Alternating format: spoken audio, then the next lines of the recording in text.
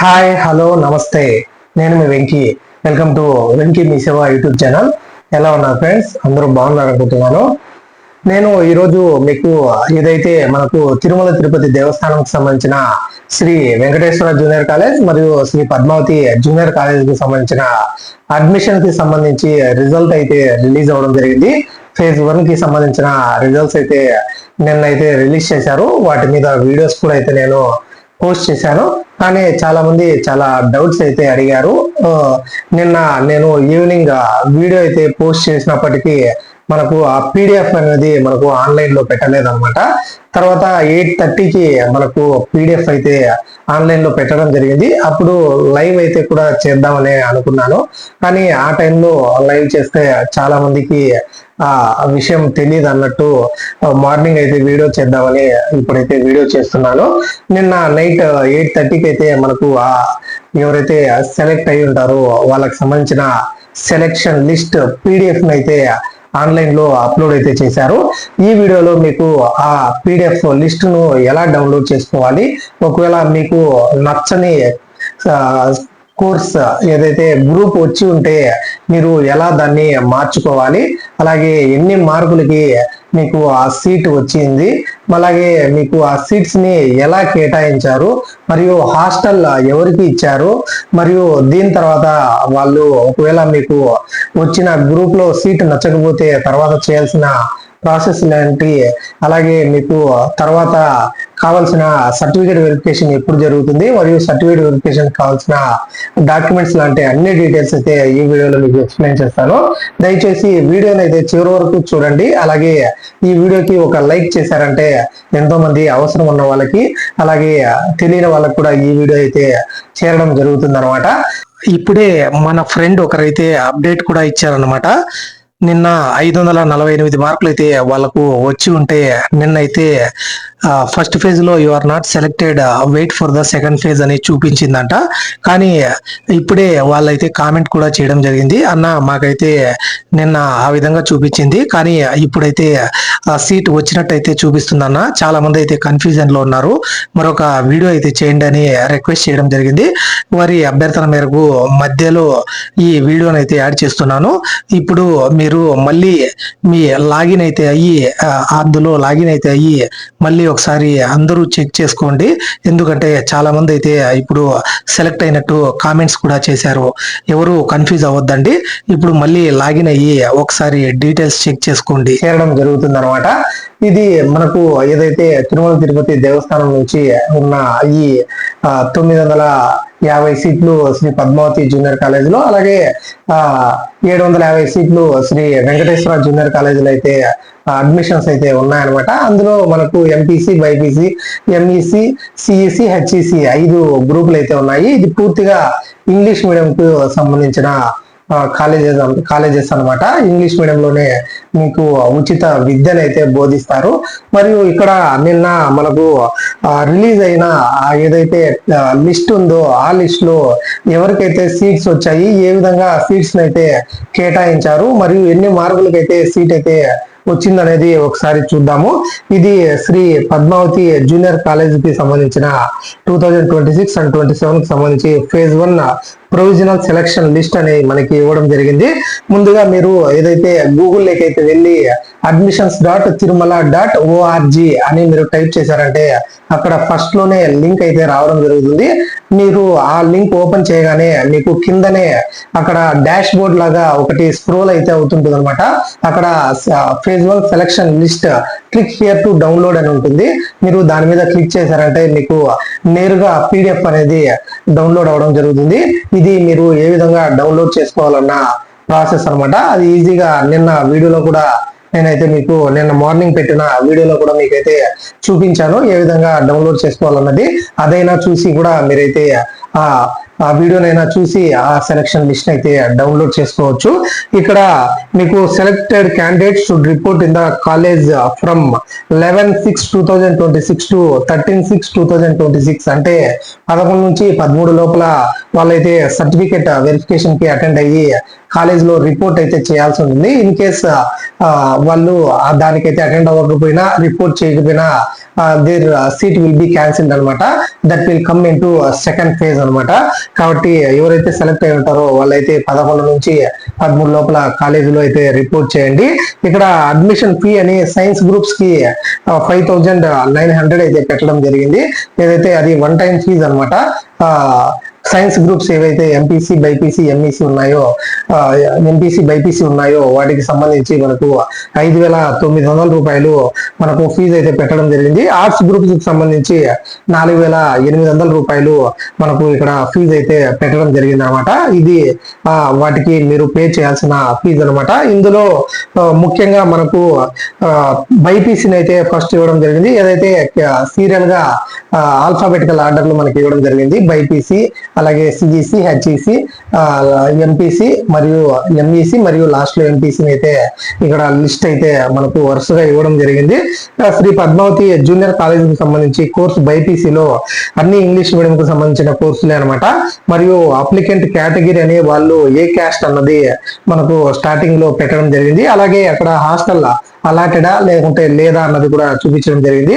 అలాగే allotted category name వాళ్ళని ఏ category కింద అలాట్ చేశారు ఆ సీట్లు అన్నది మనకు అక్కడ ఇవ్వడం జరిగింది అనమాట. మీరు గమనిస్తే ఇక్కడ పల్లల ఉదయ అనే వారికి మనకు బైపీసీలో ఫస్ట్ సీట్ అయితే కేటాయించడం జరిగింది. శ్రీ పద్మావతి జూనియర్ కాలేజ్ లో వారికి వచ్చిన పర్సెంటేజ్ ఎంత అంటే 99.17%. అంటే 590 మార్క్స్ వచ్చి ఉంటేనే అక్కడ వాళ్ళకి సీట్ అయితే రావడం జరిగింది అనమాట. కాబట్టి చాలా హెవీ కాంపిటీషన్ అయితే ఇక్కడ ఉంది. తర్వాత వాళ్ళకు కూడా మనకు నెక్స్ట్ వచ్చిన క్యాండిడేట్ గిట్టా కీర్తన గారికి మనకు 98.83%, ఆల్మోస్ట్ 987 to 988 మార్క్స్ వచ్చిన వాళ్ళకి ఇక్కడ ఆ సెకండ్ దాంట్లో సీట్ అయితే రావడం జరిగింది. వాళ్ళకి హాస్టల్ కూడా అలాట్ చేశారనమాట. ఎవరికి హాస్టల్ అలాట్ చేస్తారంటే ఎవరైతే వాళ్ళ నివాస స్థలం ఏదైతే వాళ్ళ ఊరు ఉంటుందో ఆ ఊరు నుంచి కాలేజీకి 20 కిలోమీటర్లు పైన డిస్టెన్స్ ఉంటేనే వాళ్ళకు మాత్రమే అక్కడ హాస్టల్లో సీట్ అయితే కేటాయించడం జరిగింది. రిమైనింగ్ పర్సన్స్ కి హాస్టల్ నాట్ అలాటెడ్ అనమాట. వాళ్ళు రెసిడెన్షియల్ గా అయితే చదువుకోవాల్సి ఉంటుంది. మాక్సిమం ఆల్మోస్ట్ దగ్గరలో 20 కిలోమీటర్స్ అబోవ్ ఉన్న వాళ్ళ ప్రతి ఒక్కరికి హాస్టల్ అయితే కేటాయించారు. అలాగే దీన్ని ఏ విధంగా కేటాయించారు అంటే మనకు నేనైతే ముందుగా చెప్పినట్టు ఆంధ్ర యూనివర్సిటీ రీజియన్ సెపరేట్ ఉంటుంది, అలాగే ఎస్వి యూనివర్సిటీ రీజియన్ సెపరేట్ ఉంటుంది, అలాగే నాన్ లోకల్ 15% నాన్ లోకల్ వాళ్ళకి ఇస్తారు అన్నట్టు నేనైతే ముందు ఎక్స్ప్లెయిన్ చేయడం జరిగింది. కానీ నిన్న ఒక ఏదైతే ఎస్వి జూనియర్ కాలేజీలో పనిచేసే సిఎన్ రెడ్డి గారితో నేను మాట్లాడడం అయితే జరిగింది అనమాట. లెక్చరర్ గా అయితే అక్కడ వర్క్ చేస్తారు. వాళ్ళు నాకు చెప్పిన దాని ప్రకారం మన ఆంధ్రప్రదేశ్ మొత్తాన్ని ఒక రీజియన్ గా అయితే తీసుకొని అందులో నుంచి ఈ కేటగిరీస్ వైజ్ గా ఈ సీట్స్ అయితే కేటాయించడం జరిగింది అని చెప్పి వాళ్ళైతే చెప్పడం జరిగింది. ఆల్మోస్ట్ 45,000 అప్లికేషన్లు కూడా ఇందులో మాకు ఈ ఇయర్ రిసీవ్ అయ్యాయి. ఇది ఇంతకు ముందు 3 సంవత్సరాలతో పోలిస్తే దాదాపు 50% అధికం అన్నట్టు వాళ్ళైతే చెప్పడం జరిగింది. అందుకే ఇంత హెవీ కాంపిటీషన్ అయితే ఉందన్నమాట ఇందులో. మరియు తర్వాత మీరు ఇలా చూస్తే తర్వాత మీకు జనరల్ ఓసీ కేటగిరీ కింద అయితే వీళ్ళందరికీ సీట్ అయితే ఇవ్వడం జరిగింది అనమాట. చాలా మందికి ఆల్మోస్ట్ 50 మందికి పైన ఈ జనరల్ ఓసీ కేటగిరీ కింద అయితే సీట్ అయితే ఇవ్వడం జరిగింది శ్రీ పద్మావతి జూనియర్ కాలేజీకి సంబంధించి బైపీసీలో అనమాట. తర్వాత జనరల్ ఓసీ శ్రీ ఎస్విబిఎం అని కొందరికైతే సీట్స్ అయితే ఇవ్వడం జరిగింది. అది ఏంటన్నది కూడా మీకైతే డౌట్ అయితే రావచ్చు. శ్రీ వెంకటేశ్వర బాల విద్యా మందిర్ లో చదివిన వాళ్ళు, అంటే అది కూడా టీటీడీకి సంబంధించిన స్కూల్ అనమాట. కాబట్టి అందులో చదివిన వాళ్ళకి కూడా రిజర్వేషన్ అయితే ఇవ్వడం జరిగింది.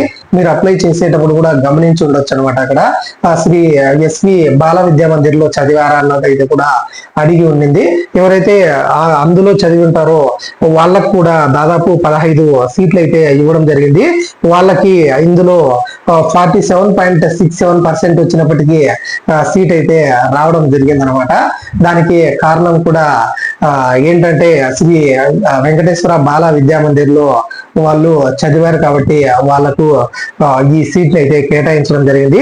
64%, 67%, అలాగే 79, 63% వచ్చిన వాళ్ళకు కూడా 47% వచ్చిన వాళ్ళకు కూడా ఇందులో ఈ బైపీసీకి సంబంధించిన సీట్ అయితే కేటాయించడం జరిగింది.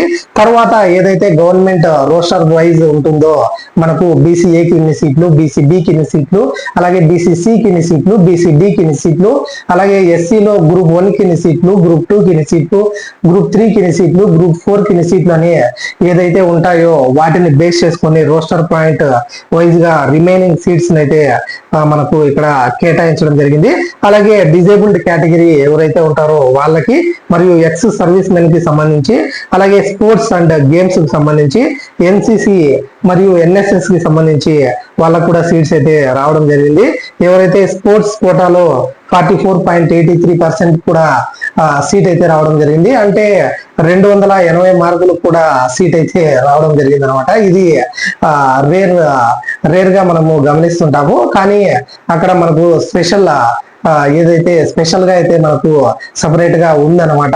స్పెషల్ క్వాలిఫికేషన్ అయితే ఉంది. అది స్పోర్ట్స్ అయినా అవనివ్వండి, ఎన్సిసి అయినా అవనివ్వండి, మరియు ఎన్ఎస్ఎస్ అవనివ్వండి, ఎక్స్ సర్వీస్ మెన్ అవనివ్వండి, అక్కడ వాళ్ళకు ఉన్న సీట్ ఖచ్చితంగా వాళ్ళకే ఇవ్వడం జరుగుతుంది. అది 240 మార్క్స్ రానివ్వండి, 220 మార్క్స్ రానివ్వండి, వాళ్ళకైతే సీట్ అయితే కేటాయించడం జరిగింది. ఇది మనకు బైపీసీకి సంబంధించిన పూర్తి డీటెయిల్స్ అన్నమాట.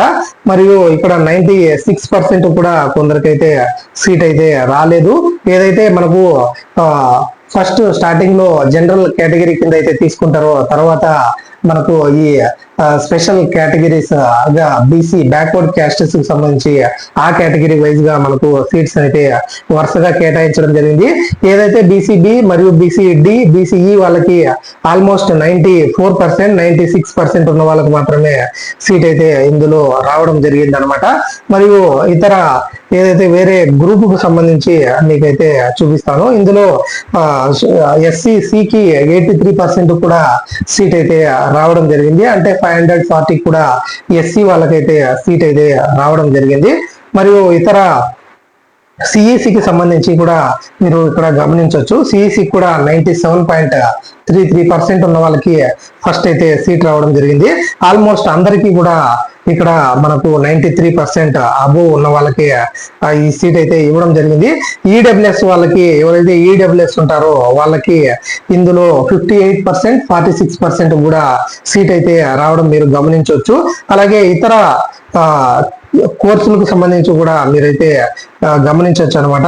హెచ్ఈసికి సంబంధించి మీకు స్టార్టింగ్ 99% మార్క్స్ ఉన్న వాళ్ళకి ఇక్కడ సీట్ అయితే స్టార్టింగ్ సీట్ అయితే రావడం జరిగింది. కాబట్టి జనరల్ కేటగిరీకి సంబంధించి కాబట్టి ఎక్కువ ఇందులో కట్ ఆఫ్ అయితే మనకు ఈసారి గమనించవచ్చు.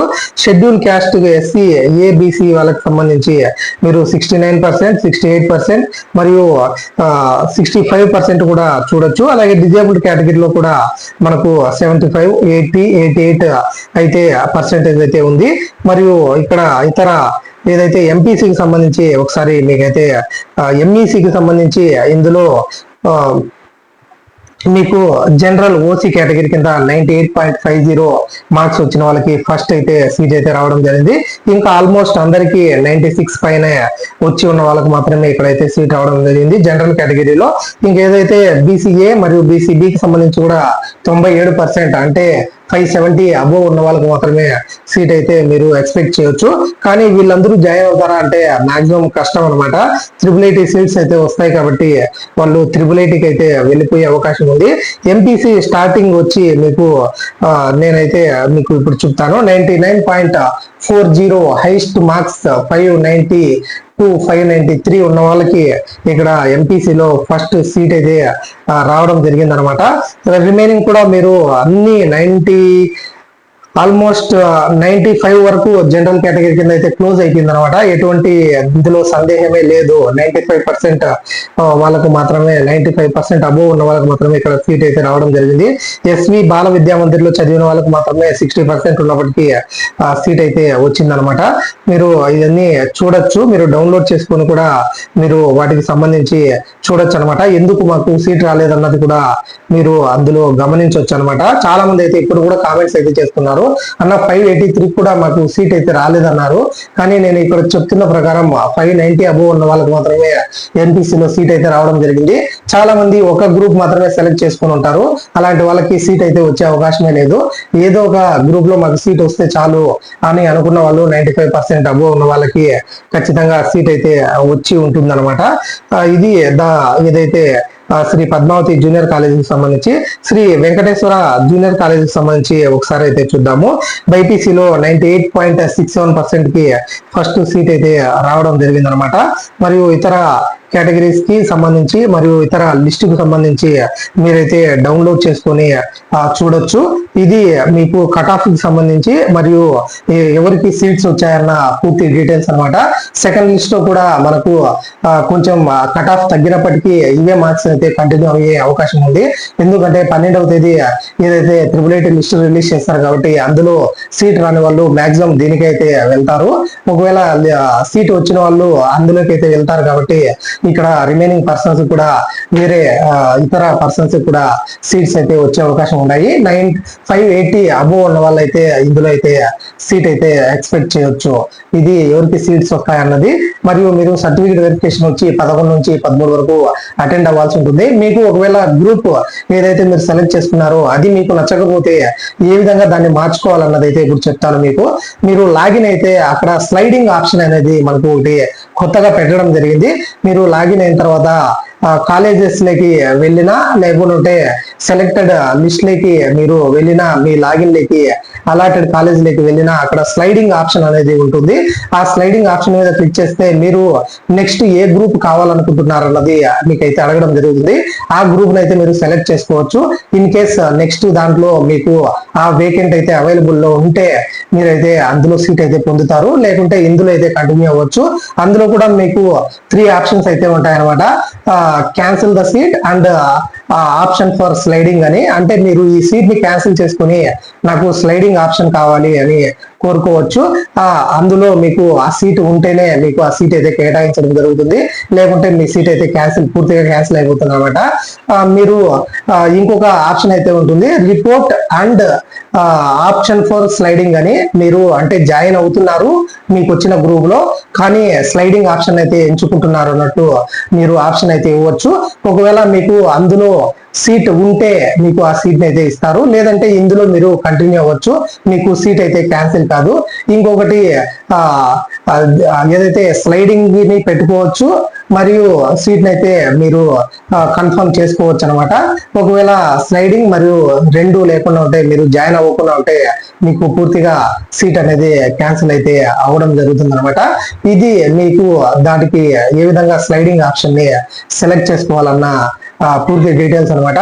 తర్వాత మీకు ఎటువంటి డాక్యుమెంట్స్ కావాలంటే ఏదైతే నేను నిన్ననే మీకు ఎక్స్ప్లెయిన్ చేశానో, ఆధార్ కార్డ్స్, అలాగే మీ పేరెంట్స్ ఆధార్ కార్డ్స్, మీ ఫోటోస్ మరియు స్టడీ సర్టిఫికేట్స్, టీసీ, మీ 10th క్లాస్ మార్క్స్ మెమో, అలాగే మీ 10th హాల్ టికెట్, మరియు మీరు అప్లై చేసినప్పుడు వచ్చిన రిసిప్ట్ మరియు ఇతర డీటెయిల్స్ అయితే తీసుకొని వెళ్ళండి. అలాగే 2 sets ఆఫ్ జిరాక్స్ కాపీస్ తీసుకుంటే మీకు ఎటువంటి ఇబ్బంది లేకుండా మీరు కౌన్సిలింగ్ అయితే కంప్లీట్ చేయొచ్చు. తర్వాత అందులో జాయిన్ అయితే అవ్వచ్చు అనమాట. ఇది వీటికి సంబంధించిన పూర్తి డీటెయిల్స్ అనమాట. మీకు ఇంకా ఎటువంటి డౌట్స్ ఉన్నప్పటికీ నాకు కామెంట్ సెక్షన్ లో అయితే కామెంట్ చేయండి, ఖచ్చితంగా రిప్లై అయితే ఇస్తాను. ఇలాంటి వీడియోస్ అయితే మన ఛానల్లో వస్తూనే ఉంటాయి. అలాగే నన్ను ఏ విధంగా సపోర్ట్ చేస్తున్నారో అలాగే మీ సపోర్ట్ అయితే కంటిన్యూ చేస్తారని ఆశిస్తున్నాను. ఇలాంటి మంచి మంచి వీడియోస్ మన ఛానల్లో తీసుకుని వస్తూనే ఉంటాను. Thank you for watching. See you in the next video. Jai Hind.